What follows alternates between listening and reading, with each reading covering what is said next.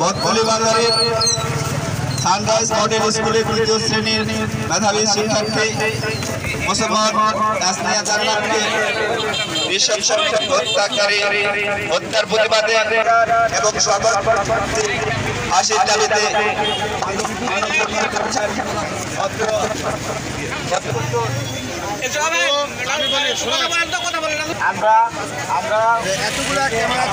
ছোট ছোট কোমলমতি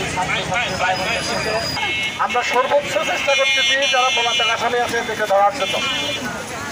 সুতরাং আপনারা সবাই শান্তিপ্রিয়ভাবে আজকের অবস্থান কর্মসূচিকে পালন করবেন, এটাই আমরা প্রত্যাশা রাখছি। ধন্যবাদ সবাইকে।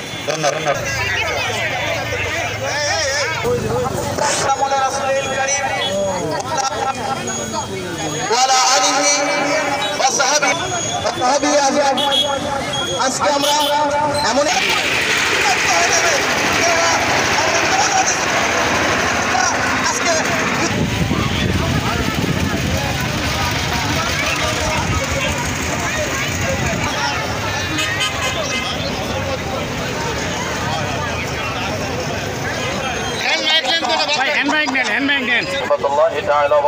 আলহামদুলিল্লাহ, আজকের এই শৃঙ্খলা রক্ষাকারী ভাইরা উপস্থিত আছেন রাজনৈতিক নেতৃবৃন্দ, শিক্ষক মন্ডলী এবং আমার ছাত্র কোমলমতি সন্তানেরা।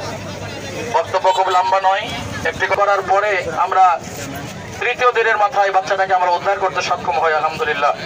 আমরা সেদিন মসজিদে জুমার নামাজে আল্লাহ পাকের দরবারে উচ্চ আওয়াজে নারী পুরুষ সবাই বলেছিলাম, ইয়া রব, সন্তান জীবিত অথবা মৃত্যু অবস্থায় বাবা মার কাছে আপনি ফিরিয়ে দিন। আল্লাহ তাআলা আমাদেরকে ফিরিয়ে দিয়েছেন। এই মুহূর্তে আইন শৃঙ্খলা রক্ষাকারী বাহিনী দৃষ্টি বিবেকহীন নয়, সুন্দর বিচার যদি জাতি দেখতে না পায় তাহলে একের পর এক এরকম ভাবে হত্যাকাণ্ড হতেই থাকবে।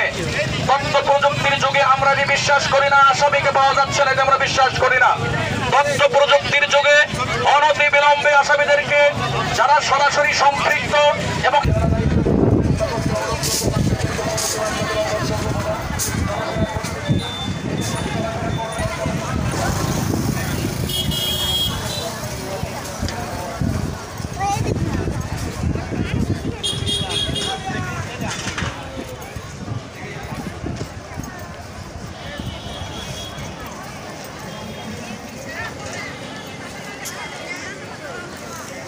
মডেল স্কুলের তৃতীয় শ্রেণী মেধাবী ছাত্রী তাসনিয়া জান্নাতকে নিঃশর্তভাবে হত্যার প্রতিবাদে আজকে এই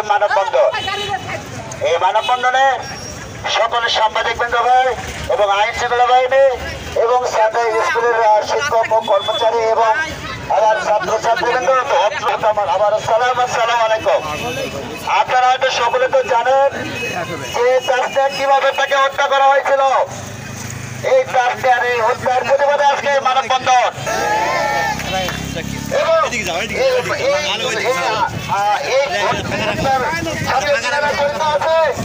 অতি শীঘ্রই আইন শৃঙ্খলা বাহিনী এবং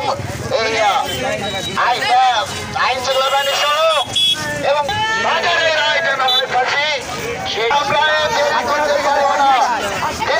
সময় পর কিন্তু রায় আমরা মেনে নিতে পারবো না। অতি শীঘ্র এই ফাঁসির রায় সিদ্ধান্ত করতে হবে না আমাদের দাবি, এলাকাবাসীর দাবি। আমরা দেখতে চাই, যদি না হয় আমরা ডিসি অফিস ঘেরাও করবো, উপজেলা ঘেরাও করবো। এই বলে আমি আমার কথা এখানে শেষ করলাম।